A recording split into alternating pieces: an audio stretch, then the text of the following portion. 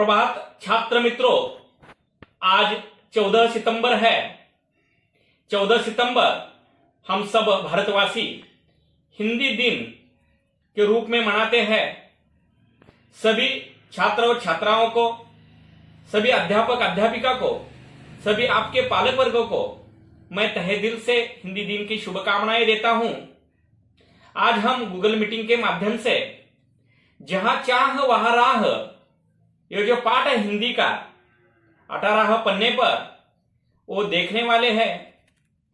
कल हमने इस जहां चाह वहां राह इस पाठ का एक वीडियो मैंने आपको दिखाया था। उसमें हर एक लाइन, हर एक शब्द का अर्थ मैंने आपको दिया था। यहां आप देख सकते हैं जहां चाह वहां राह ये जो पाठ है 18, 19, ये सभी का मैंने आपको क्या किया था, एक वीडियो दिया था। आप गूगल मीटिंग के माध्यम से देख सकते हैं कि हम किस प्रकार उस पर विवेचन करेंगे। इसमें पहले हमने उसके जो कठिन शब्दार्थ है, जिसे हम शब्द वाटिका कहते हैं, वो शब्द वाटिका हमने दिए थे। वो आपको अच्छी तरह से समझ में आ गया होगा, ऐसा मुझे लगता है। अगर आपको कोई दिक्कत है, कोई ना समझी है, तो आप मुझे पूछ सकते हैं। तो पहले हम इस पाठ का थोड़ी सी जानकारी हम लेते हैं। जहां चाह वहां राह, इस पाठ, ये पाठ में एसंबा गांव की एक कहानी है। एसंबा गांव में हमने देखा है कि एसंबा गांव में एक पाठशाला थी जो नाले के दूसरे तरफ थी, और नाले के इस तरफ क्या था, गांव था। तो बरसात के दिनों में बारिश बहुत आती थी और बच्चों को स्कूल जाना नहीं आता था। बच्चों का बहुत नुकसान होता था। बहुत दिनों से, वर्षों वर्ष तक या ऐसा ही चल रहा था। लेकिन बच्चों ने उसमें एक युक्ति लड़ाई और उन्होंने क्या किया, सबने इकट्ठा होकर उस नाले पर लोगों की सहायता से पुल बनाया और उनकी ये जो दिक्कत थी वो सुलझ गई और बच्चे अच्छी तरह से स्कूल जाने लगे। यह इस पाठ में दिखाया गया है। जहां चाह वहां राह, इस पाठ में ये दिखाते समय उन्होंने ये कहा है कि अगर आपका ध्येय निश्चित हो, अगर आपका ध्येय निश्चित हो तो हम कुछ भी कर सकते हैं। जो एसंबा गांव के छोटे बच्चों ने कर दिखाया है वो हम भी कर सकते हैं। हमारा ध्येय निश्चित होना चाहिए। विश्वास नांगरे साहब हमेशा कहते हैं, मंजिलें उन्हों को मिलती है जिनके सपनों में जान होती है। यूं ही पंख होने से कुछ नहीं होता, हौसलों से उड़ान होती है। इस तरह हमें क्या करना चाहिए, अच्छी तरह से हमें अपने लक्ष्य को पहले ठान लेना चाहिए और फिर वो लक्ष्य के ओर हमें प्रयास करना चाहिए और फिर उसे अपने जीवन में यशस्वी होने का प्रयास करना चाहिए। ये पाठ, इसका वीडियो मैंने कल दिखाया था, आपको समझ में आ गया होगा। इसके बाद हम आखिर का जो पन्ना है उसमें 21 पन्ने पर जो स्वाध्याय है वो स्वाध्याय देखने वाले हैं। स्वाध्याय में पहला अध्ययन कौशल में उन्होंने संदर्भ स्रोतों द्वारा निम्न रोगों से बचने के लिए दिए जाने वाले टीकों की जानकारी सुनो और संकलित करो, ऐसा लिखा है।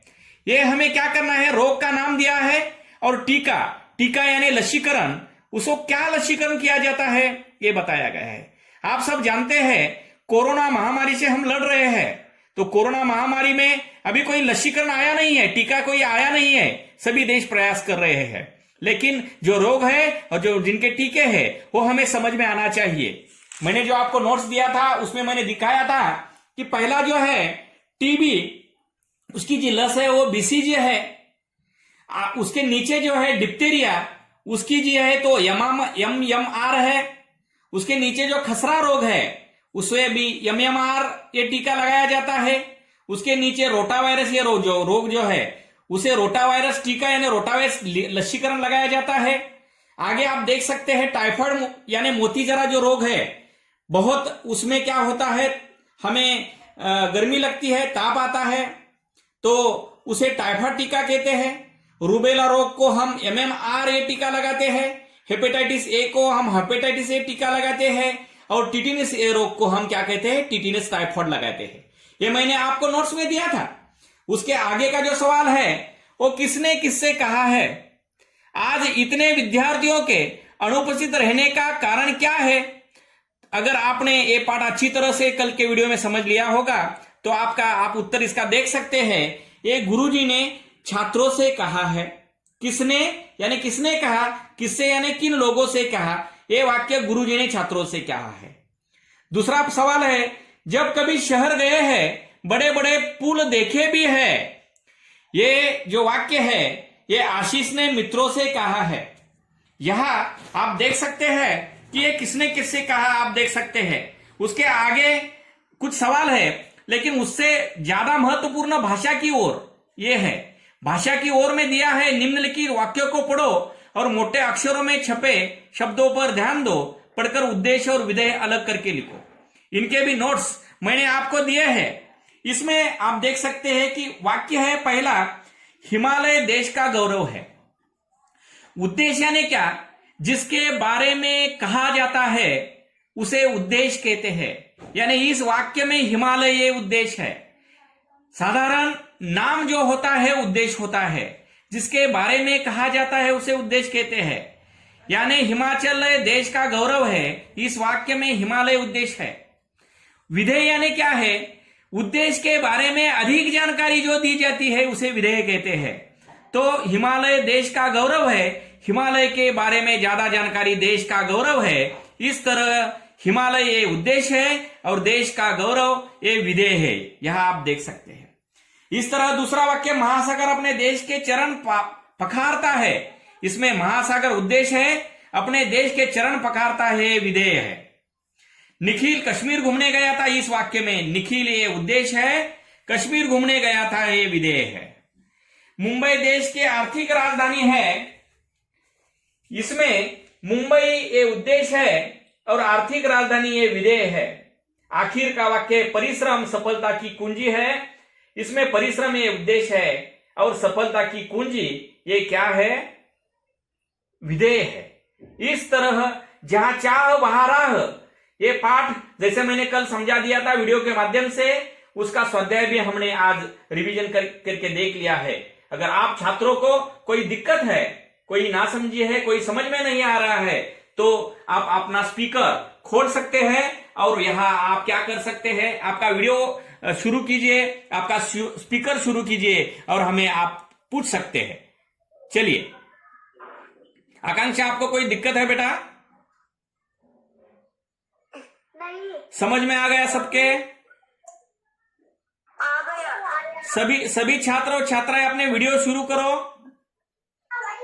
सभी छात्र और छात्राएं अपने वीडियो शुरू करो। नहीं, वीडियो दिख नहीं रहा है अभी। वीडियो शुरू करो, वीडियो आप दिखने चाहिए।